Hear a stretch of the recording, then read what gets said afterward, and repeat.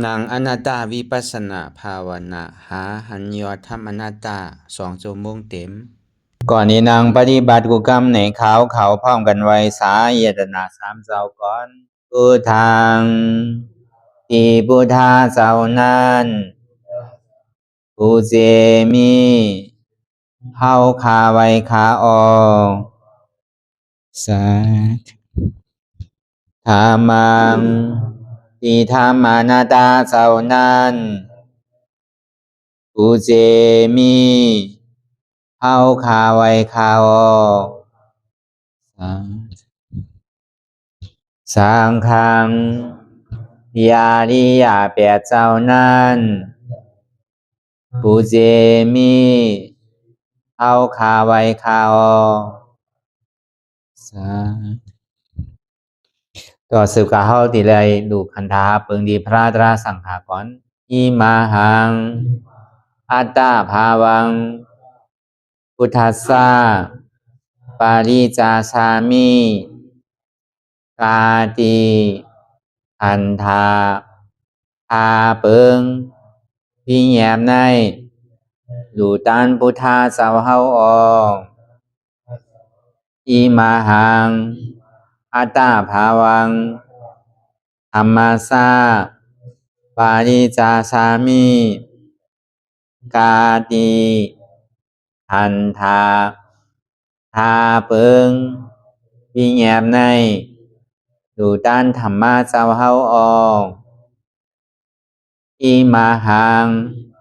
อัตตาภาวังสังคัสสะปาริจาสามิกาติอันธาพาเปิงพี่แยมในดูตันอาริยสังขารเจ้าเฮาออกต่อสิกว่าเฮาก็อ่อนกันเนาะผู้หลวงที่ปุญญาก็ปันโตอริยเจ้ากุเจ้าก่อนอริยเจ้ากุเจ้าค่ะในยามเมื่อไหร่ก็ดีอันข้าวอ่ำหูเสเลตั้งกามลงสามเปิงไหลวนพิษไหลลาพิษไหลเหตุพินมาเจอนานแค่นดอปดปล่อยวางความบันขาวเขาอย่าให้เป็นอันตรายลงอันเหตุตามาโผนิปานันสกันติคโนมโนกัมมังวสีกัมมังกายกัมมังแสมมุเรวนพิศลาปิตัวเอพิมาติอาริยะเจ้าภูเจ้าสวรรค์พ้นความไม่ถินไม่ใช่นำกองการนั้นขินในยามในจึงข้าวก็บินเสียสมมาเขาปวุนทีวิสิตาธรรมะตังโดอาริยะเจ้าเขาภูเจ้าสวรรค์พ้นความไม่ถินไม่ใช่นำกองการนั้นขินในยามในจึงสังวาเจ้าเขาภูเจ้าภูบายอกิเขาภูก็ภูโกนแสมมุเรวนพิศลาปิตัวเอพิมาติตนตัวสาวตั้งหลังนั่นในสังพยามโยนั่นในสังในก็ภูสังเป็นอันตรายเหตุมาผลนิพพานเจ้าไหวใส่ให้ทัศนานสีภาวตระปันยาได้เป็นอันตรายให้จำมาผลนิพพานตอนนี้กว่าวันตามเมื่อตาเฮจงกันอาหันทุกข้าทุกข้าเป็นอนัตตาเยาเดียวอนัตตาตาเปอัตตาที่วิจิกิสาเกลียสานั่นเลยมดสิ่งเก่งหายกว่าในภาวะสัตว์ในอังแผงมันคือเลยห้าไหวผลยันห้าขามปุยนิพพานก็เย็นขันภัยสกรรมหลวยตาเนาะสาธุในก็เฮาที่เลยมาสับแรงรายการสร้างตื้อกรรมอนัตตาวิปัสสนาภาวนาหันยอดทำอนัตตาอ่อนตั้งสุดในก็เขานางขาไก่กุดขากว่าทับต่างขาซ้ายก็ไรอำนั้นขาซ้ายทับต่างขากว่าก็ไรมือ2 ขอนต่างไว้เหนือตักเขาก็要ในไว้ตัวเขาซื่ออย่ามีเคียงอย่ามียันก็要ในเขารับหูเนอเปิดทุยานปิญญาพอมือเข้าใจลีเอาอิดจังตื้อกำน้ำไหนรับตาเนอเปิดได้ยานปิญญาอยากตัวที่มันนอวิญญาณทัดใจที่อันเฮาหูนั่นอันไหล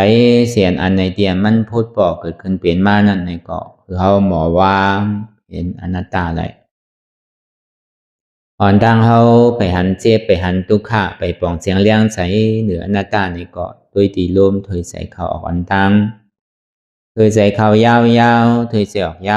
วๆถอยใส่เขาลึกๆถอยใส่ออกลึกๆเขาเกิดออกตายเขาเป็นออกลูกปองเกิดแบบตายไหนsẽว่าคือเฮาตัวหลอกๆหลายๆแค่คือเฮามีญาณตั้งหันสื่อใจญาณตั้งวนสื่อใจหันเฉพาะที่มันนำอุปเปิงไล่เอาตั้งเตียนชื่อต่อไปกินได้มีอันไรพองหล่ะไหนที่ว่าเปลี่ยนเฮามีเฮาเตียนเฮาอุปเปิงพองอำสี่สังไรในอำไข่เข้าในก็เข้าอยู่อำไข่ป้องในก็ป้องอำไข่แวบในก็แวบอยู่ดีเด้มันในใครเข้าวันผ่องเสียงแรงใจว่าตั้งแต่สิโกต่อไปตินในมันใจของเฮาอันนี้เสยลองเป็นอนัตตาอยู่ใจพ่วงใจปิววนหรือวนเลอเป็นเรื่องเป็นเล่างุนงิดอยู่หยาบขึ้นขั้นขานใจจ้าแจมดีวนตั้งหลังป่องตั้งหน้ากำวยากรมวนสังตั้งหลังพ้นมานั่นในก็เหมือนหนังก้นตายตั้งหน้านั่นในก็เหมือนหนังก้นนอนรับอันวนสังลานั่นในก็เหมือนหนังก้นตาบอดที่มันพ่งผิวกาวากาเป็นนั่นในย้อนเปอสังในย้อนเปอว่าใส่ในก่อมใจของเฮาน่ะเก่ามันเป็นอนัตตาสามมาในบางขิงบางข้าวบางยามในก็เปียวเปียวมวนมวนเซ่อเซ่อยุ่มยุ่มโขโขบางขิงบางข้าวบางยามในก็ขี่ใจมองใจอันธรรมดาของโลกล้อก้านนั่นในห้องอล้อกุตลาล้อกุตลานั่นในทุกข้ามมันปอกมากกะหือในก็แย่พิโกมันสุขาที่มันพูดบอกเกิดขึ้นเป็นมากก็หือในก็อย่าไปเนียดโจมเติบอุเบกขาที่มันพูดบอกเกิดขึ้นเป็นมากก็หือในก็อย่าไปข้านอันในปองว่าดูป้าขันฐานันดาในปองว่ามันใจตัวเฮานั่นมันเป็นยุคสภาวะสืบเป็นสืบรู้แหลกลายค่ายกว่ามันใจเฮาในห้องว่าวิญญาณหน้าขันฐาอนัตตาสภาวะนามสภาวะวิญญาณเตียนกับหูจักเจ็บแก้นตรงต่อนิชันสภาวะเวทนาเนี่ยเจ็บนั่นมันใจของเฮาเนี่ยมันเป็นอนัตตาในห้องเป็นสภาวะของอนัตตามู่เปิงพองมันได้รูปขันธาอนัตตาวิญญาณหน้าขันธาอนัตตาเวทนาหน้าขันธาอนัตตาจังว่าโยวิญญาณเวทนาเป็นอนัตตา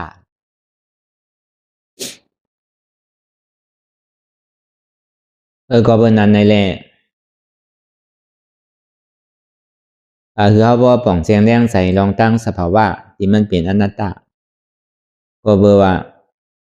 อันมันก็อยู่จะมีมอมเฮาใกล้มันนี่จากยาเก้าสิในมันเป็นอัตตาเป็นเก่าเป็นมีเก่ามีนั่นน่ะเก่าเป็นพ่อเจ้าเฮิรนเนี่ยนะเก่าเป็นแม่เจ้าเฮิรนเนี่ยนะเก่าเป็นบุญเจ้าก็เป็นเจ้าสั่งก็เป็นแม่ขาวเนี่ยนะก็เป็นปู่เก๋ปู่ก้างก็เป็นอุกท่าก็เป็นขุนอุบอุบานอุบเมืองเนี่ยนะต่อถึงบ่อุบโลกกำผาอุบถึงเมืองผีเมืองสางพุ่นผีสางก็มันสามารถเป็นมันอุบมันเก่าเป็นเก่าเฮ็ดเก่าเตี๋ยเก่าสร้างไว้ว่าเฮิรนหลังไหนวานหลังไหนเฮิรนหลังไหนวัดหลังไหนใช่ไหมต่อถึงวานเมืองต่อถึงโลกกำผาต่อถึงเดินถึงลาวต่อถึงเมืองผีเมืองสางพุ่นมันก็ว่ามันเฮ็ดไว้ก็ในเก่ามีปิญญาตั้งหูตั้งหมอเก่ามีลูกน้องตาเปียนำเนี่ยเก่ามีตั้งหูตั้งหันน้ำเนี่ยเก่ามีอกจากโคของเยตนะเก่ามีวานมีเมืองเก่ามีผีมีน้องเก่ามีเสื้อมีเคอเนี่ยต่อถึงเก่ามีเลินมีลาวมีโลกกำผาเก่ามีเมืองผีเมืองสางพุ่นก็ในมีโหเก่าขาเก่ามีมือเก่าโตเก่ามีใจเก่าเจ็บเก่ามีขันธาของเก่าอันเนี้ยเก่าซะเนี่ยที่มันจอมอย่าจอมเก่าจอมนี่ตากอยู่ใจเฮาอายุเฮาก็กว่าจอมมันนั่นอยู่ก็เบิ่นนั้นอันที่กล่าวว่ามาดังเสียงเนี่ยที่แลปล่อยพาวางแปรมัวๆเสียงเมื่อหนังพุทธะคำเวลาเป็นสาวเตก็อันว่าสร้างบารมีนั่นปองว่าเอาอัตตาดังนอกออกในข่าวต่างเสียสังขารไปเช่นกำพาเนี่ยมาต่อสู้อัตตาในข่าวต่าง6 ปีย่อม2 เดือนอัตตานอกในใจข้าวยาหมู่เสียสังขารไปเช่นกำพาเวลาในเป็นพุทธะหรอมันเฮาหาได้ก็มันถึงตานนั่นนั่นก็ลอกลาย ใครคืออัตตาตั้งดอกหายนั่นเนี่ยก็พอเขาหนังพอหันเจ็บหันตุกข้ามาเนี่ยก็เขาอย่าไปโกนั่นพอมันเจ็บมาถึงตัวถึงอกถึงใจเอาเนี่ยก็ใจเนี่ยมันหนีมากกว่าใจมันจังกว่าตั้งไหลก็เบอร์ว่ามันไหลเจือกมันขาดเลยเอาหลวหางแห้นไว้ดีๆไงเหมือนเขากับตึกซึกเขากลุ่มการหลวกับหาตึกก็นายอยู่เนี่ยมันเย่าให้บอกเอาหลวหางแห้นตีอยู่ตันเศร้าไว้ลีๆเข้มๆก็หยานสูมาเนี่ยก็เขาก็โดหางแห้นตัดดีต่อสู้ยุ่มว่าก็เบอร์คำมืดเกยตีอยู่ตันเศร้าเนี่ยแหละเพราะเขามากกำไรก็ควายกำนั่นมันเหลือไรเนี่ยลอกไล่อันเท่าแลมาจ้างตื้อกรรมนะเฮเลเจี๊ยบมันตีเกิดนะเฮเลตุกข้าตีเกิดไว้นั่นนี่ก็เขาหลอกหางแห้นไว้พอมันพูดปอมากำเดียวก็ถ้าแต่เลยว่างเป็นอนัตตากำเดียวมือมันไปหันได้ก็มันดอเลสุนสานกันนะกำหันโตกำหันใจกำหันเจี๊ยบกำกับหันเปินกำกับหันเขามันตึกพ่งบิวอยู่นะบางบอกก็เจี๊ยบใจก็ยังตึกบิวก็มีอยู่สองว่าเพราะว่ามันนางเลยหันเจี๊ยบกำเหนียวมันผิวในแคบหนาวป่องมาปรมีเขาในไข่เตี๋ยมาลอยนำเนี่ยมันไข่เตี๋ยเพราะอัตตาตั้งดอกย่านนิจากเก้าเขานั่นโดยเสียอัตตาตั้งในเขาหลอกฮัดแกถึงย้ำว่าเพราะเหตุการณ์ตั้งดีเนี่ยว่าก็ไรก็ตั้งดีฮัดตายอยู่ถึงนี้กำนึงสุดมาเนี่ยก็ถึงข้าวยามหลุดตายก็การที่ได้ตายอยู่ก็นังเก่ามีไผจอยไรก็เบอร์นั้นเนี่ยพอเขาพึกปุนตาตัวเขาเตะมันก็หยาบเขาหลุดฮัดจุนไงนังเก่าโดยกับอันมันจางมายามันนี่จากมาเก้าเขาเนี่ยมันเป็นอัตตาทั้งดอกก็เบอร์นั้นตาอันดีไรทบญาอนัตตาลองไล่เหตุการณ์อนัตตาวิปัสสนาในจังหวะมันทบหยาบไรหนาเท่าใกล้ห้อเสียตาดีทบก็มีสวยดีก็หยาบตาดีไรถอมตราเสียจาก็หยาบเย่าก็ตาดีไรถอมตราเสียจากกูขิงกูข้าวยำได้ใกล้ถอมหมูเสียก็เป็นอันหยาบถอมเย่าซ้ำดีไรเอาเข้าใจนี่ก็เป็นอันหยาบเข้าใจเย่าในซ้ำดีไรมาจ้างตื้อกรรมเลยถอดถอนกิเลสออกนั่นก็เป็นอันหยาบก็เบอร์นั้นอันในเขาซ้ำดีไรปึงอิงเดือสังนะปึงอิงเลยเสียอันในมังกร38นั่นอาเสวันนาจ้าเนี่ยปันลีตานันจ้าเสวันนาปูจานิยานังเอตมังกรามุตตามังเลสังการาวจานิวาโตจาสันโดถินจากกระดาปุญญาตาอัตสัมมาปฏิถินจะเอตมังกรามุตตามังกาลาข้าวยำเลยอันเท่าไรมาให้การทลานั่นลองว่ามันเป็นมังกราวะนี่ก็เป็นมังกรอันนึงว่ะกาลาข้าวยำอันเท่าเฮ็ดหิงพอเขาต่อยหิงมาเท่าอ่อนกันมาให้การทลาในข้าวยำข้าวกัดติข้าวไม่หลูๆในห่อเป็นกาลาอันข้าวยำสั่งถูกเนี่ยเท่าไรมาเปิดปังตลาเนี่ยนั่นเป็นกาลาข้าวยำมันดีว่ะมันจะว่ากาลาเลยข้าวยำเนี่ยโดยตัวยำหาตาก่อนกาลาข้าวยำเนี่ยมันโพลิเฮตเนี่ยมันใจว่ะวันดีมันมีว่ะเพราะเหตุวันดีเพราะเหตุการณ์นี้เนี่ยมันดึงดีกูวันว่ะกาลาเวลานั้นก็เป็นกาลาเวลาดีกูวันว่ะเพราะเหตุการณ์ตั้งดีวันมันใครดีก็เย่าเพราะเขาเหตุการณ์เมืองเนี่ยมันถึงเป็นมังกราวะมันเป็นอามังกราวะเนี่ยข้าวยำกาลาเวลานั้น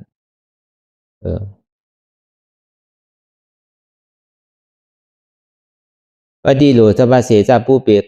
จากกตาปุญญาตาอัตสมาปฏิทินจาเอตมังกลามุตตามังปฏิโลปฏิสวะโสจาเนี่ยองที่ไหลแหละเป็นที่อันจ้างด้วยกรรมดลาเนี่ยนั่นเป็นองที่อันมังกราวะอันนี้เขามาให้การดลาเนี่ยก็มันเป็นองที่เป็นมังกรละเพราะว่าให้การดีในที่ไหลก็ยาว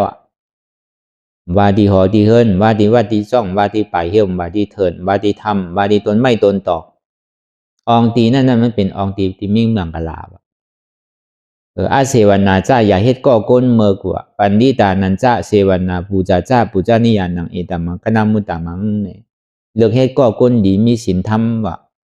ก้นเฮาเนี่ยพอเป็นก้นดีก้อนหนึ่งซ้ำกับเฮ็ดก่อก้นดีอยู่4-5ก้อเฮาก็ดีเป็นก้นเมื่อกว่าว่ะ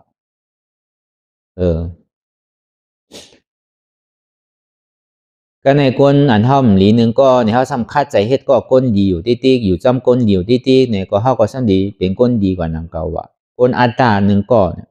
ก็กับเฮ็ดก้อก้นนั้นเป็นอนัตตาอยู่5ก้อก็เป็นอนัตตากว่าไล่เร็ว วนอนัตตาหนึ่งก้อนในซ้ำกับเฮ็ดก้อก้นอันเป็นอัตตา4-5ก้อนเนี่ยก็ซ้ำดีเยี่ยมเป็นเขาหนังเก่าอ่ะก็เบอร์มันไปเป็นอนัตตาเจียเตอนั่นน่ะบ่เป็นอนัตตาเจียเตอที่ฮู้ว่าน้ำไหลลองก็มันลองซ่อมหนังเก่าน้ำก็เป็นห้างน้ำมันก็เป็นห้างน้ำมันหนังเก่ามันไหลลองซ่อมกันไหลมันอยู่จ้อมกันไหลมันติดอยู่สิซ่อมกันเสตานี่ก็มันล่อเล่สูญสานกันไหลก็นั้นเนี่ยเอาไผเป็นอรองอจองมันล่ะเนี่ยเอาอันนาธาเป็นนิกะสะเทเนี่ยเป็นรองอจองมันก็เบอร์ไรเฮ็ดก่อก้นดีมีศีลมีธรรมเนี่ยก็เยี่ยมเป็นก้นดีหนังเก่าว่ะก็เบอร์ลูกอันนาธาเป็นนิกะสะเทเนี่ยมี3ก่อพี่น้องว่ะจุฬาสุภัทธะยาก็มหาสุภัทธะยาก็ใจการ่าวะยาก็ในหอในเฮือนเขานั่นก็เป็นอริยาก็เชียงว่ะอันนั้นถ้าเป็นก็เป็นอริยาก็เป็นเมมันก็เป็นอริยาซอดับปันก็เป็นลูกยิงมันสุราสุภัทธะนั่นนี่ก็เป็นซอดับปันว่ะมหาสุภัทธะนั่นซ้ำเป็นสกิตกรรมนั่นที่อย่างในวันนั้นเนี่ยก็เปิดใจการล่าเนี่ยอันนี้เขายามฮอกันหลายตีหลายตั้งอ่ะเว้ยกะโกลืมเนี่ยเลยเขาก็ซ้ำขึ้นเอามาฮอมาเปียวทางนั่นคือแหละเขาเฮ็ดก่อก้นมิวคือแหละซ้ำบ่ดีเลยเป็นก้นมิวนั่นกว่านี่เปิดใจการล่าเนี่ยมันจึกเอี่ยวจึกมนจึกเปียวอ่ะจึกเหลี่ยจึกเรียนจึกกินนั่นน่ะเมมันก็ซ้ำเอาใจเพราะไม่ย้อนเงินเมื่อไหร่ก็ปันอยู่ดีกว่าปองมาตัวเนี่ยมันสั่งถูกในลูกใจเก่าเนี่ย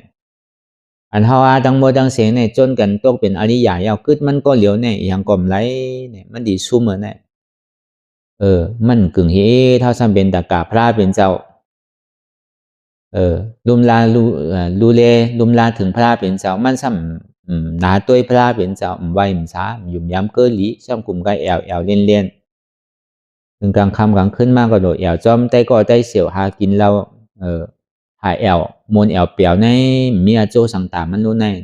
ตอนที่เฮ็ดหือก้นมิวในตีเลยเฮ็ดซื้อหือเนี่ยก็วนก็ในมันจะนี้วนออกว่าก็ว่าดีเมมันว่าสู้อย่าไปปั้นว่าเงินมันน่ะปั้นซื้อหือล่ะลูกเขาก็เหลียวลูกใจก็เหลียวก็รู้ใครๆก็ปั้นนิดๆเอาเงินทำเฮามีนำบ่ตันได้สู้ปั้นได้ใจอยู่เพื่อการดูเข้าเนี่ยมันเฮ็ดตั้งหลีรู้เนี่ยว่าปันก็มันไก่แอวกันเลยกินเหล้ากินยาแค่น่ะมันเป็นอาโจสังรู้เนี่ยว่าเฮาเป็นพัวเจ้าเฮิรนเนี่ยเฮามีนาทีตาดีเฮ็ดอะไรอย่าไปปั้นเนี่ยปีนางมันก็สั่งไว้กูก็อำเภอปันว่ะพอมาย้อนเงินก็ในบ่เป็นนั้นมาเนี่ยมันก็ย้อนติแล้วก็เปิ้นปันมันน่ะมันก็มันหนังเหงาไว้อันนั้นถ้าเป็นนิกาสะเทสนิกาถามว่าลูกชายเก่าเฮียงละมื้อนี้มื้อแอวว่าเงินมีรู้เนี่ยย้อนไผก็ไผปันเนี่ยพอเฮามือปันเนาะมื้อใครไล่เอาห้าเนี่ยใครไล่ก็รอพวกมื้อใครไล่ก็ดีปันมื้อเฮียงเนื้อพวกมื้อเฮ็ดจอมเก่าเนี่ยว่าเฮ็ดสังฆาระเนี่ยมื้อโลก็นอนจองเนี่ยว่าโลก็เอาศีลว่าพวกมื้อก็เอาศีลดีพระเป็นเจ้าที่วัดเนี่ยก็ดีปันอยู่พวกมื้อเอาศีลปอกมาเนี่ยก็ดีปันเงินตาเฮียงนึงมันก็โจมหนาน่ะก็เบิกมันได้แอวหลายวันเอาเงินก็มีโลซ้ำดีไรเงินเนี่ยซ้ำว่ากันนอนขึ้นเดียวก็ได้กึ่งตานอยู่มันก็หับปากมันก็ถึงลาวันมาก็อ่อนเมื่อนอนดีวัดเจตวนเมื่อนอนวัดแกมันก็ถอมตะลาสังมันก็นอนมันก็ถึงเมืองเลี้ยงมาเนียดปอกมาพอเนียดปอกมายาวนี่ก็ฟ้องก็ไม่ใจว่ามันกว่านอนวัดนอนว่าเอาศีลอุโบสถาแน่ศีล8แน่มันกูมันต้องไม่เข้านี่ก่อนเนี่ยเฮ็ดเข้าหงเดียวแบบมันลูกชายเขากินข้าวให้ก่อนเนี่ยกินเอาเงินมาเลยเงินมีทีไรมันก็จกปันเฮงนึงพอจกปันเฮงนึงเอาก็มันก็กว่าเลียกับแอลอ่ะเนี่ยพวกกับเลียกับแอลในหลายๆวันมาเนี่ยเงินในเชียงอ่ะลูกมีเงินจ่ายหมดแล้วนะพอจ่ายหมดแล้วนี่ก็มันนั่งเหงาไว้ห้างมันมันก็นอนวัดมานี่สังกอมไรมาโน่นในมันจะกระถอมตะลาโน่นในมันก็นอนเตี้ยเนี่ยมันจะดีห้องไม้เนี่ยลูกเก๋าอ่ะก็ในพวกกันนอนวัดมาเนี่ยเมื่อจ่องใครเงินนะใครพวกใครเนี่ยก็ดีปันก้อยเนี่ยว่ะก้อยกับพวกเมื่อกว่ากำในแต่เมื่อตีเลยเฮียนหู้เอากระถา1 ข้อหรือมาสอนหรือมาเปียเนี่ยเก๋ามาบอกในเก๋ากระถาอะไรก็ไรคืออะไรมา พอเมื่อเฮ็ดไรเนี่ยเกาสองดีปันพอเหมือนมือกูบอกได้เมื่อมไรสังมาเนี่ยอย่างเมื่อก่อนหู้กระถาเป็นคือก็เมื่อมหู้ได้อันนั้นเต็มปันนาเนี่ยว่าก็อย่าพอเมื่อไรกระถาหนึ่งหัวมาแต่เกาดีปันอยู่ก็เนี่ยไรอยู่เนี่ยมันยามันอ่ะก็เนี่ยมันก็เขาก็เอาก็ก็ย้อนชินย้อนสังก็กับไวสาถามพระเป็นเจ้าพระเป็นเจ้าขาแค่นต่อสอนกระถาปันคาเป้ปุกหนึ่งพระเป็นเจ้าก็จังดีว่นด้วยปอมันใจมาโดนไหนเนี่ยมันมีอาจองมันในเนี่ยพระเป็นเจ้าก็จังดีด้วยคนก็ในก็เป็นก้นดีอยู่ดูเนี่ยมันมีตื้อตั้งแต่ดีไรมักตะลาโผตะลาเนี่ยก็เปิดมันก็เฮ็ดก็ก้นพิษเนี่ยแหละมันได้เป็นก้นที่นั่นกว่าเนี่ยพอมันก็มีส่วนใดส่วนเป็นแต่ดีไรตะลาวนั่นก็พระเป็นเจ้าก็ด้วยคู่หันนี่แหละลีอยู่สองที่ปันตะลามันนั่นน่ะก็ไหนพอปันตะลามันเนี่ยพระเป็นเจ้าเฮาซ้ำอธิษฐานว่าเพราะว่ามันลืมโหคือเพราะว่ามันไหลโหงลืมหางว่ะเพราะมันไหลหางลืมโหว่ะป้องไก่ย้อนกระถาในมือหูดูเงาปึ้งมันเดี๋ยวมันมาจากในไหลอยู่ก็ในพอถึงตีมันมาจากตัวเตะทำอะไรวะมันก็ว่ากระถานี่หยาบนะเนี่ยไก่ย้อนกระถาใหม่ก่อนซ้ำไก่ย้อนกระถาใหม่นั่นน่ะเพราะไก่ย้อนกระถาใหม่ทั้งเงาเนี่ยพระเป็นเจ้าก็ซ้ำปันกว่าแท้เพราะปันเอามาจากตัวซ้ำลืมทั้งวะนี่ก็หยาบนะไก่ย้อนทั้งกำหนึ่งวะพระเป็นเจ้าก็ปันกระถามันทั้งเขาว่าพวกเอาเปิงเตียงมันก็มันดีว่าลองอันนี้จ่าตุขาหน้าตาลองเช็ดจ่าตะลาแต่ก่อมหู้นะเพราะว่าเป็นที่นั้นมาเนี่ยมันสืบกันกระถาเนี่ยมันสืบกันนั่นน่ะเพราะมันสืบกันเอาเนี่ยพวกปอกทนสามมาได้มันเป็นเอาเนี่ยพวกมือพูกมาพวกก็มีกระถากบอกในพวกเขาแต่เกาติ่มแรงเงินเอามันก็ตั้งใจตั้งค่อยเลยว่นด้วยลีว่ากระถาเตียมันเลยเห็นหูมาเนี่ยมันเป็นสังเตเตียปลาอกปลาใจเลยว่นด้วยลีรู้เนี่ยว่าเพราะว่ามันว่นสืบกว่าสืบมาว่นสืบกว่าสืบมาก็เอามันโตกเป็นซอตาปานกว่าแต่แปลวิจิกิสาตั้งย่มพิษมันอัตราที่นั่นขาดตั้งหลังก็ในใจกาล่านั้นโตกเป็นซอตาปานกว่าก็ในบ่โตกเป็นซอตาปานกว่าก็มันก็กัดเย็นห้างมันเมื่อกูบอกได้มันเนียนเรียนปอกมาห้างโกยมันมันมาจอมเจ้าสังขายาหานเขามาจอมพระก็ในพอถึงกลางในเจ้ามาหน้าท่าปิ่นนี้กับสัตเทียมผิดป้างของพระเป็นเจ้ามาที่เฮิรนเนี่ยที่กลับเขาซ้อมพักซ้อมนั่นมันก็มาเลยมันก็หอบสปิดพระเป็นเจ้าไว้เลยไปมาจอมหลังอินเตอร์เลียมันก็เหมือนเก่าเพราะว่ามันไปมาพระเป็นเจ้าเขาเอาที่อยู่ที่เศร้าเอาเนี่ยก็ถึงที่พระเป็นเจ้านางร่วมกว่าเนี่ยมันก็ซ้ำขึ้นเอาสปิดนั่นส่งบรรพระเป็นเจ้าก็ไว้พระเป็นเจ้าก็อยู่ตีมันยามอยู่ถ้าในบ่อมันก็ไม่ใส่นั่นเอาเงินยืนบันมันว่าลูกชายเขาเนี่ยเงินมาเอาแล้วเนี่ยพัดเอาว่ากำไนดีอายว่ะก็ในก็ปันกินข้าวก็มันก็กินดีๆว่ะกูบอกได้มันกินมันหลอกเอาเงินนอนตั้งนั่นน่ะมันก็อ้ามน่ะว่ะลูกชายเขาวันเหมือนในเป็นสังเนี่ยว่ะก็เบอร์เขายินเงินปันกันแหละฟ้องก็เอาเงินปันมันก็ซ้ำขึ้นเอาส่งขึ้นนั่นน่ะพระเป็นเจ้าหันโน่กำไนเขาลองโปรลุงนี่เป็นลองสังกันนะเขาดิถามด้วยโลเนี่ยพอถามด้วยไปหางลาตะกะหน้าท่าปิ่นนี่กะสะเทเนี่ยว่ะที่อย่างแรกยืนเงินปันกันอยู่ที่นั้นมีลองสังลาเนี่ยที่แต่พระเป็นเจ้าก็หู้นั่งเขาลูกชายเขาในเมื่อในมันเปียกนะค่ะพระเป็นเจ้าเนี่ยกูบอกแต่เพราะมันกะเอาสินมาแต่เขามันย่ำกินก่อนมันเอาเงินมันโดนกว่าเรียนแต่เอวเนี่ยบอกแน่แต่ปันเงินก็มาเอาเนี่ยเป็นสังคมผู้มันติกะเอาเย้าเนี่ยตะกะก็เบื่อมันไรอย่าแต่หนาแก้วเมียสามเปิงสามเป้ารู้เนี่ยของขันในก็เต็มมันติกะเอาเนี่ยแบบลองนำเมียมันนั่นมันเปี่ยวเลยเสียคุณจักรวรรดิลาจาก่อนเนี่ยเปี่ยวเลยคุณพีคนสร้างก่อนเนี่ยว่าอันมันไรนั่นมันไรเอารู้มันตกเป็นซอดาปานเนี่ยตะกะขุดตะกะสะเทียนาท่าปีนเนี่ยมันขลาเอาหลอกเงินขันในเนี่ยว่าก็ในปวงก็จมกว่าก็เบิบลุงก็เป็นอริยาเอาน่ะก็เบอร์นั้นก้นมือกันว่าเนี่ยมือเข่าไปหุ้มไปหันก็เบอร์พวกเขากะเฮ็ดก็ก้นนำดีก็มันก็ดีกว่าจอมนั่นก็เบอร์ปึงอิงเลยเสียหน้าท่าปีนี้กะชาเทเลย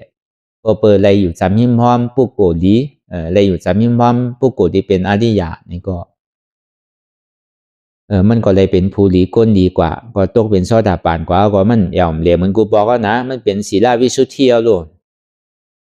มันก็หยุ่มย้ำเกินหลีในพระราตราสังขารยตนาแก้วแม่สามเปิงสามป้าเพิ่งเกินกว่าตั้งหลายนะอันนี้ฮะว่าตัวอย่างเมื่อป่วนมานั่นในเมื่อหนังลูกอนาถาปิณฑิกะสัทเทห้องว่าใจกาล่านั่นในก็ตกเป็นซอดาปานกว่าลุงกูก็ตกเป็นอริยากว่าตัวมันก็ตกเป็นอริยาก็เป็นเมมันเนี่ยก็ตกเป็นอริยาเขาหาก็ลูกสามก็หัวเมเขาเนี่ยอริยามีอยู่หาก็ก็การลูกมันทั้งก้อนทั้งซ้ำเป็นมหาสุภาตานั่นเนี่ยมันซ้ำไรตาลาทูเหลือเขาอ่ะได้ตาลาสองมากว่ะได้เป็นสกิตากรรมกว่านั่นน่ะนาหัวโตขึ้นก็มันเตะก็เบอร์นั้นไหนมีวันหนึ่งเจ้ามาเนี่ยมันซ้ำเครื่องก้างอยู่ดีมากเนี่ยแหละพอมันก็ซ้ำตึกกว่าอันเปิ้นดูเฮ็ดเขาซ้อมภาคซ้อมนั่นเนี่ยก็เปิ้นซ้ำปึงอิงเดือเสียหน้าท่าปีนว่าเฮาดิเลยเฮ็ดซื้อพอเจ้าสังขายานเขามาเฮาดิเลยกลับซ้อมซื่อเนี่ยก็เปิ้นปึงอิงมันนี่ก็ห่างแฮมปันเปิ้นนางวิสาขานั่นก็มันนั่นหนังเก่าพอเปิ้นฮู้เปิ้นมาถามเขาก็ซ้ำกว่าห่างแฮมปันเปิ้นถ่ายวิจาจังได๋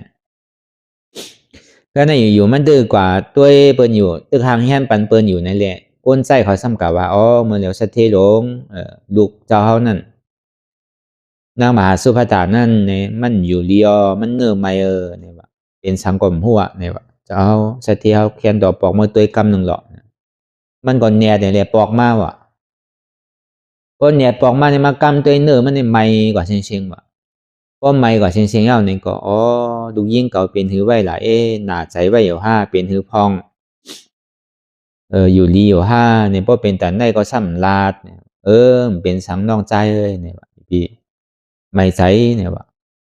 ที่อย่างละลูกยิงเก่าเนี่ยว่าซ้ำมากกลางๆใกล้ๆมาห้องพอเป็นน้องใจอยู่ใน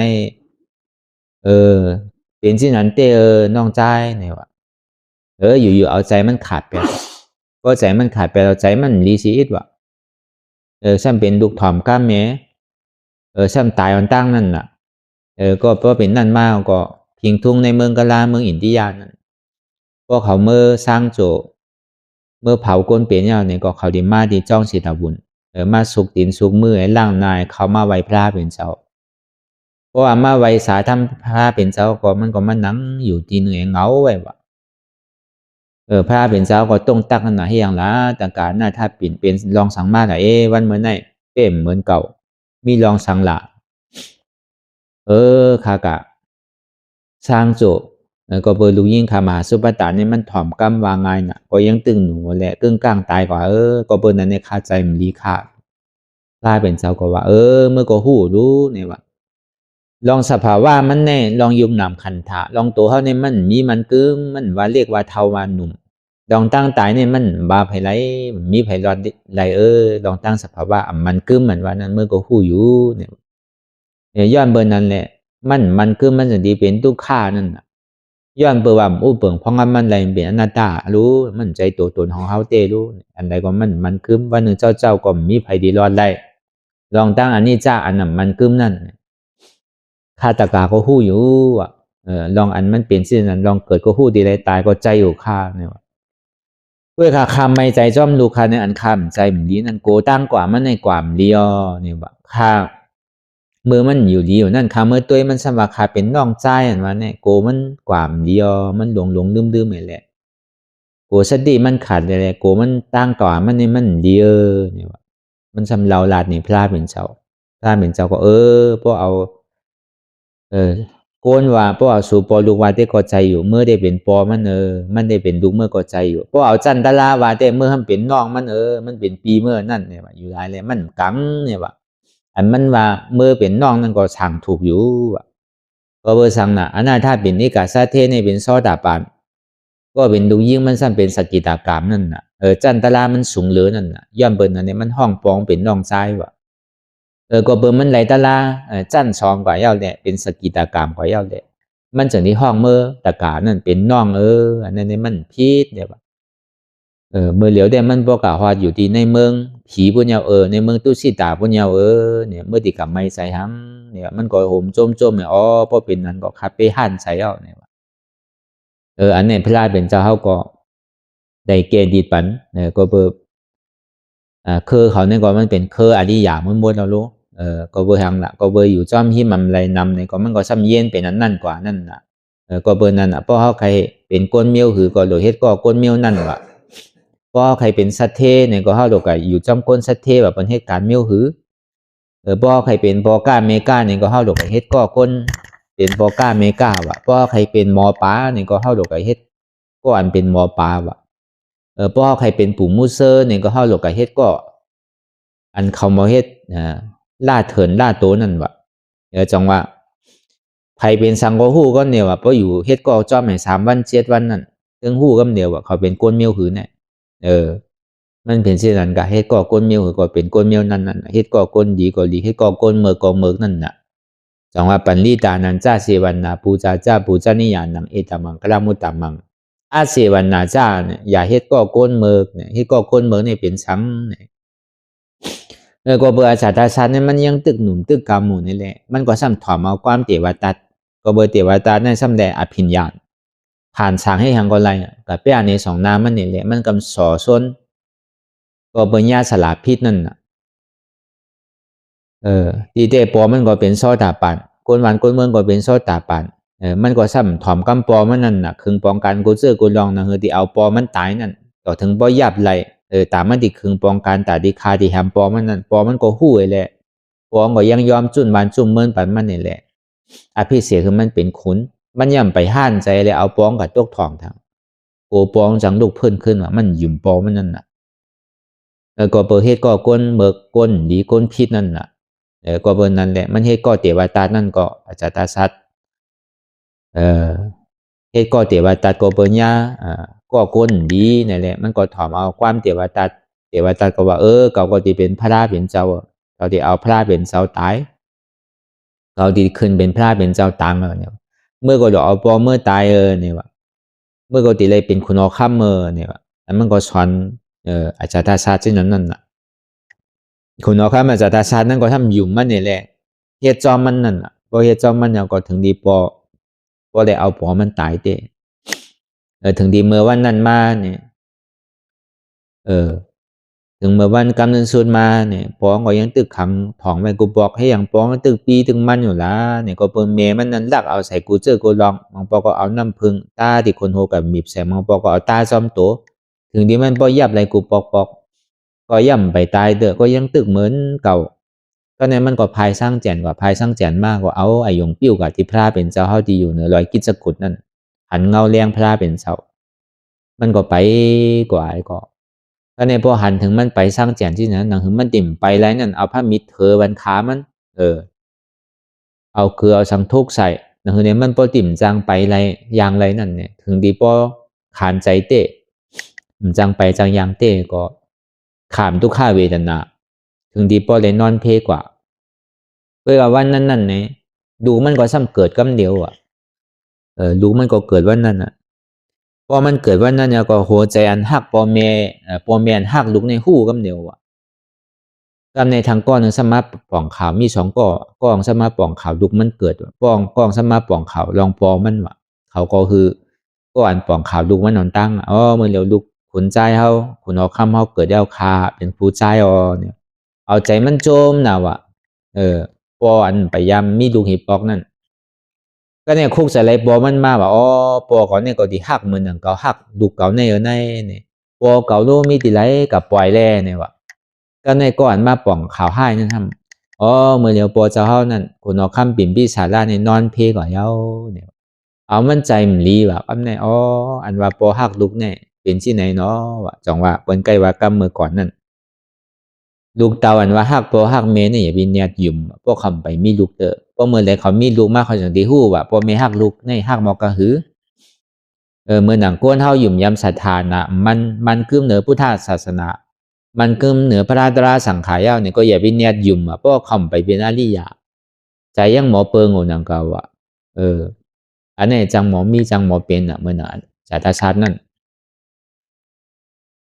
มันก็ว่าคือปล่อยแล้วตายเอานะนอนเพียวจังให้จือแล้วมันก็ใจมันดีกว่าหาเมมันว่ากับถามเมมันว่าเมื่อคาลูกเกิดมานั่นพอคาในจ่องหักมันหนังคาหักลูกว่าก็ลังว่าหักหรอลูกใจเก่าเนี่ยว่าเมื่อดีเกิดมานั่นเมื่อมาเตปฏิสันธินั่น เป็นหอกเป็นหลาบในหอนี่เฮอกว่าเชียงว่ะเป็นเลี้ยงเป็นเฮอกว่าเชียงว่ะในวันในเมืองนั้นเขาเอาเบ็ดต่างมาตักตัวเนี่ยอ๋อลูกเจ้าเขาอันดีมาเตะปฏิสันติเนี่ยมันดิเอาปอมันตายมันดิขึ้นวันขึ้นเมืองแตนมันเนี่ยว่ะเป็นแตกตากที่นั่นว่ะอ๋อเป็นที่นั่นนะเป็นเฮอก็อยากเป็นลูกเกาโลเนี่ยว่ะเมมันเนี่ยเพราะเป็นนั้นเพราะว่ามันดีเนี่ยเดี๋ยวกินยาให้มันออกไปก็เย้าอ่ะเมมันเนี่ยก็คึงป้องกันกูเจอกูรองนะคือเลยลุงดีลู่นั่นก็ซ้ำลู่ว่ะป้องมากคือทันกูปอกว่ะพี่เฮ็ดชื่อก็มันเป็นเรือเท่าปอในหักตันนั่นถึงที่หัวมันติมาพื้นขึ้นติมาแหมปอมันตายเนี่ยก็มันย่ำเอาลูกมันตายว่ะคุณเอาคำพิมพ์พิสารานั่นพอถึงดีมันเกิดออกมาเย้าเนี่ยก็มีวันหนึ่งนั่นมือมันซ้ำน้องว่ะเป็นน้องเป็นเจ็บนั่นน่ะเฮ็ดสื่อก็ให้อยู่ที่ว่ามันเจ็บน่ะคุณเอาคำพิมพ์พิสาราเลยกับ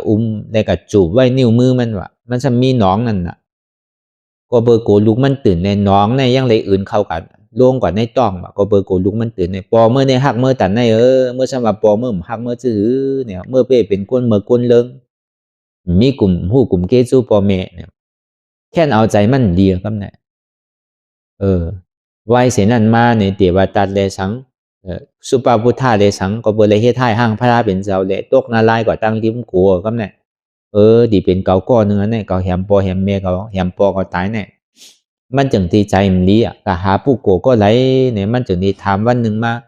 ในหอเขานั่นพองเมืองเขาถามเนี่ยเขาก็อ้อนกันกว่าหาติ๊กที่ไหลเจอไหลลองก้มเกเปสนะลองอันตั้งมั่นใจมันดีนั่นเกไหลก็เนี่ยสีบาก้าหมอสีบาก้านั่นซ้ำอยู่ดินนั่นมันก่อมตักเสียงด้วยกันมันใครคือสีบาก้านั่นจนกว่าหานพารานั่นน่ะสีบาก้ามันจะดีทำสีบาก้ารู้เป็นหือเมื่อดีจนก่อหาภัยละเมื่อก่อมตักเสียงเนี่ยเมื่อเหลืออันคาหันแต่อันเหลือเสียพระเป็นเจ้าก็ตมาในติ่มมีไผว่าตาดีเกลิดลองเปสนาอันของเจ้าเฮาเนี่ยมันนอนรับอีบอกว่ากลางคืนมาเป็นใจมันดีมันจังรับจังนอนเป็นใจโกใจตกใจอยู่เสียๆว่ะเป็นใจโกใจเฮวเสียๆว่ะมาเลยเนี่ยเขาหางแฮนเมื่อเขาติเมื่อจูพระเป็นเจ้าเมื่อเหลียวเนี่ยพระเป็นเจ้าก็ตมาเนี่ยไม่อยู่ไว้ที่สวนคาเฟ่เอาเนี่ยเพราะว่าเจ้าเขาใครทบเนี่ยก็คาเฟ่ที่จนเมื่อเนี่ยเพราะว่าไปเมื่อก็ย่ำไปยุ่มเด้อว่าอารมณ์มันดีเอาก็มาแหมแปรเยอะเนี่ยว่ามีขุนเมืองอันว่านั้นช่างโกบนแหมมันนั่งเก่าเจ้ายาฮันตาเขาเนี่ยมีเบียนอ่านโฮเฮงมาอยู่ที่นั้นเนี่ยเบิ้ลตักเสียงนี้ก็ว่ากลางคืนก็เย็นสีไว้ว่าก็ในหันเงาเลี้ยงพระราเป็นเจ้าพระเป็นเจ้าก็ตมานว่าเป็นสูตรอะไรนะอยู่ในกลางเกบนั่นมีเงาเหยอยู่ตั้งหลังนั่นเป็นพระเป็นเจ้าก็ตมาเฮาเนี่ยเพราะเป็นนั้นก็การเข้ากับไว้พระเป็นเจ้าฮอตลาปันมันเนี่ยก็เอามันใกล้ใจมันก็เย็นกว่าสังว่ามันไรแหมปอมันตายเนี่ยมันตีตกเป็นอริยาซอตาปันยังตีไรตลามากตลาโผตลานังกว่าอาจารย์ชัดนั่นไว้เสนั่นมาเนี่ยก็พระเป็นเจ้าเขายกย่องปันว่าอาจารย์ชัดนั่นเป็นก็อันยุ่มยำศรัทธาหรือเปิดในอุปโสอุปสิกาตั้งเสียงเนี่ยอันยุ่มยำเลยพระเนี่ยมีอาจารย์ชัดเลยว่าพวกเอาในอุปโสวานั้นก็เบิ่งมันยุ่มยำเลยเสนั่นไหว้เสนั่นมาเนี่ยก็ไหว้พระเป็นเจ้าเอาปรินิพพานกว่ามันจึงดีมาเฮ็ดปฐมสังฆายนาธรรมนั่นมันเป็นเจ้าตะกะปุณดาสังขายานเขาหาปากตาดีเฮ็ดปังกุมตาดีเฮ็ดปฐมสังฆายนาธรรมในกับกายเลยคอสังคำสอนของบุญคำพระเป็นเจ้าเฮาเอาตั้งแต่อภิธรรมะ42,000เฮงสุตันตา21,000เฮงวินัย21,000เฮงทำดังเสียงในมีอยู่84,000เฮงนั่นปฐมสังฆายนาธรรมนั่น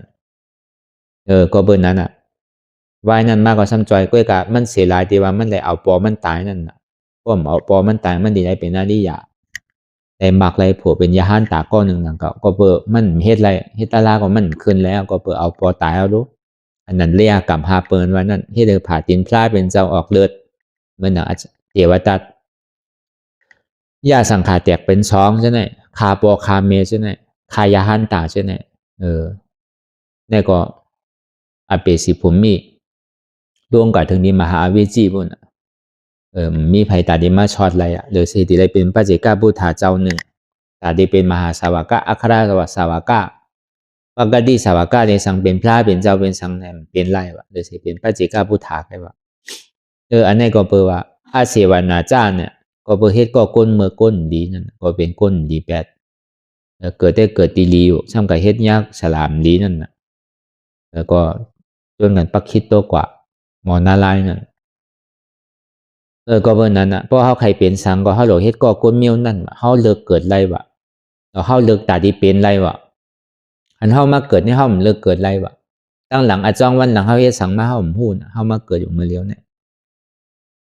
เขามันเลิกไรรู้พอก้นเขาเลิกไรแล้วมันก็เกิดตีวันเมืองขึ้นใหญ่ก็เกิดตีปอลีเมลีก็เกิดตีมันมักมีลีเป็นเนี่ย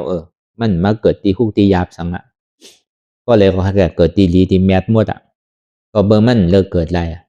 เพื่อการตานเขาตีเลิกเป็นให้เลิกไรเมื่อเลี้ยวเนี่ยเขาใครเป็นสังเขาหลงเลิกเอานั่นแหละเขาใครเป็นติ่มใครตีไทยตุกข่าที่ข่าก็มีที่เขาอ่ะที่ใครเกิดตายที่ก็มีที่เขาอ่ะนั่นคืออะไรที่ป้วนลองตั้งตุกข่าติ่มได้เกิดได้ตายนั่นก็มีที่เขานั่นก็เนี่ยเส้นตั้งเมื่อเลี้ยวเนี่ยมันมีอยู่5 เส้นอ่ะเขาตียางเส้นไหนในตั้งเลินเขาสู่นิพพานที่พระองค์ที่เขียนไว้ในปับตั้งเลินเขานิพพานนั่นพอเฮ็ดลองตั้งอากุโสลองตั้งตุจะเลิกลองอันนำดีนั่นนี่ก็หวานเท่าลงตั้งใจนั่นน่ะพอเฮ็ดพิศีลพิธรรมก็พอเฮาใครเป็นก้นขึ้นเนี่ยก็เฮาโหลได้มีศีลศีล5 เส้นคือมันกึมพอใครเป็นผีเนี่ยก็เฮามีศีลศีลเฮาสิได้มีลองตั้งจากะสิได้มีลองตั้งเมตตากรุณามุทิตาผมจมจำเปิ้นดูหมอจอยเหลือจอยแถมเปิ้นนางอันกลางใส่นางอันแห้งตัวเจ้าเก่ามีนั่นเนี่ยก็จังว่าเขาว่าถึงเมืองผีเพราะใครเป็นสางหลูป้าเนี่ยก็ที่ได้เฮ็ดสมถะสมถะ40นะที่ได้เฮ็ดอันนั้นเพราะใครป้นลองตั้งทุกข้าในสังสารวัฏทุกข้าขันใจเฮาเส้นตั้งนิพพานนั่นนี่ก็ที่ได้เอาสมาธิที่สมาสังกัปปะอ่อนโหเหมือนเฮามาเฮ็ดกันเมื่อเลี้ยวเนี่ยลองตั้งวิปัสสนาญาณก็เบอร์สมาธิที่สมาสังกัปปะเนี่ยมันติขาสัตตะเป็นอกุโสตั้งเสียงลองตั้งตุจะเลิกมันนอตุจะเลิกวจีตุจะเลิกกายตุจะเลิกลองอันนำดีลองอากุโสตั้งหมดตั้งเสียงลองใจวนนำดีลองซบลาดำดีลองตัวเฮ็ดนำดีนั่นมันดีพาว่างแปดอันตามันดีพาว่างแปดนั่นนี่ก็มันดีเอาสมาธิที่สมาสังกัปปะก็เบอร์อ่อนโหเขาเฮ็ดอยู่ซะนั่นมันเป็นอัตตาที่อ่อนโหก็เบอร์เป็นอัตตาล้อผ้าอ่อนโหเฮ็ดเป็นนั่นเลยอัตตาที่แลรอผ้าโมหะมันดีตกมดสุดเสียงกว่าไรนั่นเนี่ยหมาหน้ามันดีมดสุดเสียงกว่าไรนั่นเนี่ยก็ดีเอาสมาธิที่สมาสังกัปปะสมาธิที่หานั้นหมานเมียนซื่อใจสมาสังกัปปะว่านั้นหมานเมียนซื่อใจอันนี้มันเป็นเสียนตั้งจิกจอมเป็นเสียนตั้งสื่อเป็นเสียนตั้งอันหนึ่งอันเดียวแต่ที่ตัดเปลี่ยนอัตตาที่นั่นก็ดีเลยเอาลองตั้งอันหันเลยลองตั้งวนนั่นหันว่าตั้งแต่ที่เราต่อไปตีเนี่ยจอมมันเป็นของเฮาเตี้ยวหือเตียนเฮาสอนมันกูวันเนี่ยคือเฮาฮัดจุนโตมั่นใจโตเฮาคือฮัดจุนใจมั่นใจใจเฮาคือเฮาฮัดจุนเจ็บมั่นใจเจ็บเฮาเนี่ยมันเป็นอนัตตาอันเนี้ยเป็นเส้นตั้งแต่ที่รับอากุโสตั้งหมดตั้งเสียงไรโดยเส้นนั้นเฮามีฐานนั่นนำคือศีลนำคือก็ยาวสมาธิสมาทานำคือก็ตามมันที่รับทุกข้าอะไรมาเนี่ยมันเป็นไรก็เอาลองตั้งสมาธิที่สมาสังกัปปะลองเอาญาณปัญญาอ่อนโหเนี่ย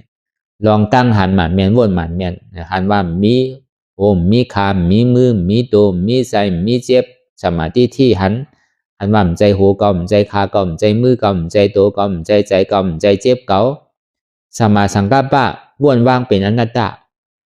เพราะมันหือหนึ่งหือพื้นหือโต้งหือค่ายหือลายหือเปิดตามมื่นตามมองขิงมองข้ามมองยามเนี่ยก็หนึ่งพื้นโต้งค่ายลายเปิดตามมื่นตามมองขิงมองข้ามมองยาม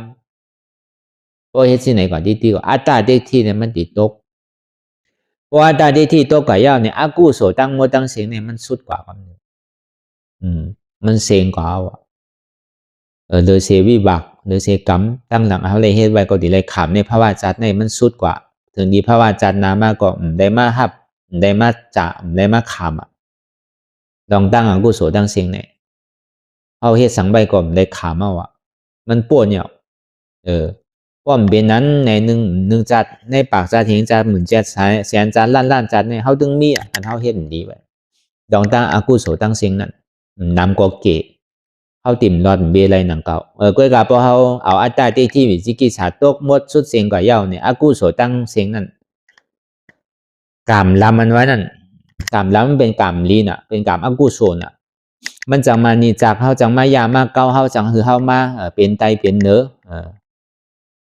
cho này mà đi mua xuất hiện quả đỡ xe đi lại cả chạm cú sổ đi cảm lý cái nè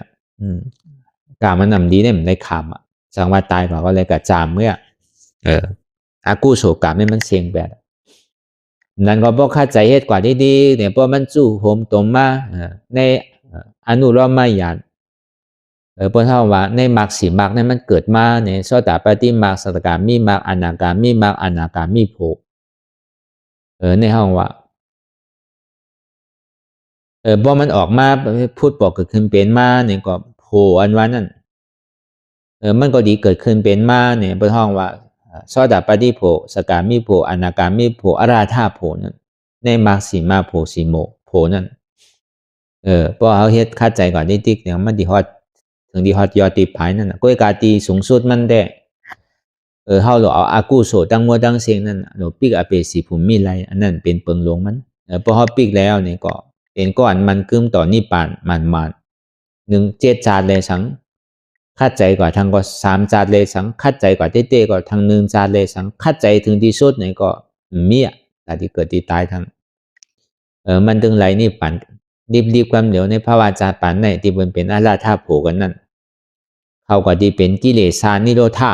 เขาก็ที่เป็นซาอุปาทิเสสานิปันยังถึงมีขันธะเพื่อการนิปันก็เลยจามป่วยอยู่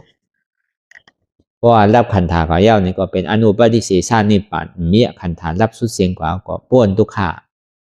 ก็เบอร์นั้นในแหละอันเขามาจ้างดื้อกรรมตะลาหนังเรียกพอดีถอดถอนลองตั้งอากุโสตั้งโมตั้งเสียงมันตีเกอะไรบนห้องว่าเกกรรมนั่นนะเพราะความไทยก็เปิดมีกรรมนั่นนะก็กรรมมุดามาตาดีล้อก็นั่นนะกรรมเป็นเจอเป็นพันน่ะก็เบอร์อากุโสกรรมอันเท่าไรเฮ็ดไว้ก็เบอร์กรรมห้อมลีอันว่าเต็มไล่ลาได้ว่าเพราะอาดาดีที่วิจิกิจฉาตัวกว่านี่ก็อากุโสกรรมมันนำดีเนี่ยมันก็ตัวกว่ากำเดียวเหลือเสียเหตุการณ์ตราวิปัสสนานี่มีอันไรแต่ที่เอากรรมมันนำลีนั่นตกแปดนั่นก็เบอร์นั้นนี่แหละอันนี้ก็อันเท่ามาวนถ้าสางลองตั้งการวิปัสสนาลองตั้งเขาหมอจุนยุคนำขันธะวางเป็นอนัตตาอะไรนั่นเนี่ยก็คือเขาวนทัดสางตัวตั้งแต่ชีวิตต่อไปติ้นคือเขาวนยาวเขายามหึงอย่าไปว่าไพ่อย่าไปว่าเทิงนะอันหันก็ดีอันวนก็ดีหึงพอเพียงเพียงกันกว่าวนต่อถึงเจ็บนั่นพอสุดวนต่อถึงทุกข้าพอสุดตัดต่อถึงอัตตาพอตกพุทธขาดกว่าอะไรที่มันพูดบอกเกิดขึ้นเป็นมานั่นในก็คือเขาหมอวางเป็นหน้าตาไหน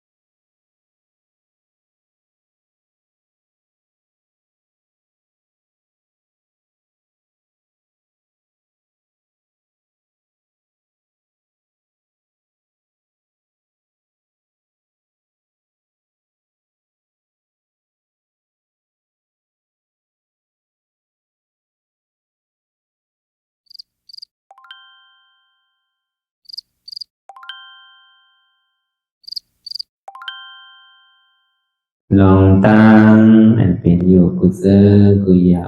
ย้ายข้องคำไว้ที่ใส่หูถอดถอนออกที่ใส่หูมันออกเสียงก่อนสภาวะอะไรก็ดีลองตั้งอะไรก็ดีอันเกิดขึ้นมาที่อยู่ตัวที่ใส่ที่เจี๊ยบสนั่นถอดถอนออกที่ใส่หูมันออกเสียงสภาวะยุทธาสีเปิงสนั่นเจ็บเทียนโตกอดเนตสานสั่นไหวโคมไต่ไม่กัดอ่อนแข็งสู้ตุนทรัพยายจึงอยากเป็นดูสภาวะยุทธาสีเปิงสนั่นตีหนังทาดกว่าผู้ทรัพย์ตีอัตตากว่ายึดว่ามีโตมีใสมีเจ็บสนั่นเอาบ่วางเป็นอนัตตาไหลลองแสนพ่องปิวอยู่อันเฮาว่นลึกว่นเลยอยู่เป็นเดิมเป็นลาวอยู่ซึ่งในสาวถอดถอนออกตีใส่หูมันออกเสียงก่อนยอมกึดยอมออกยอมลงอันเฮ็ดให้เฮายินดียินให้เสื่อมอารมณ์เสื่อมถึงใสถึงคอไว้ตีมันยืดไว้ตีมันเป็นทุกขานั้นควรปล่อยวางออกที่ใส่หูมันออกเสียงก่อนลองเสื้อเป็นทุกข้าเลยลองย้อนถึงใสหลายๆอย่างมันเกิดขึ้นมาตีตัวตีใสตีเจียบสนั่นควรวางย่อเสียงก่อนก่อยค่าย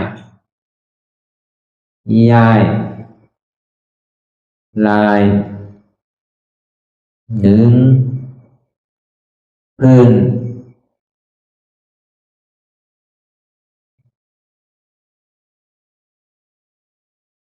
พยายามไหนก่อยเปิดตาลืมตาลอยได้เป็นการปฏิบัติธรรมโคตรอายธรรมอันเกิดขึ้นที่โตที่ใสที่เจ็บอันนั้น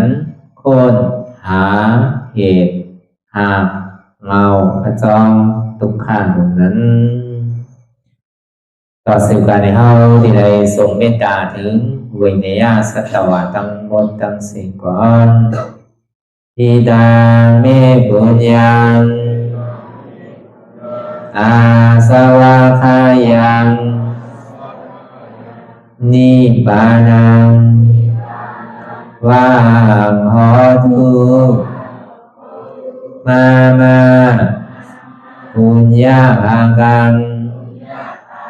สเปสัตตาสัมมาลาภันตุอิตังเมปุญญังอันเฮาคา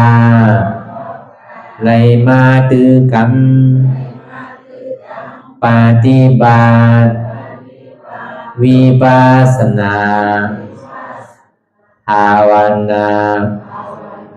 หาหันยอดธรรมอนัตตาใน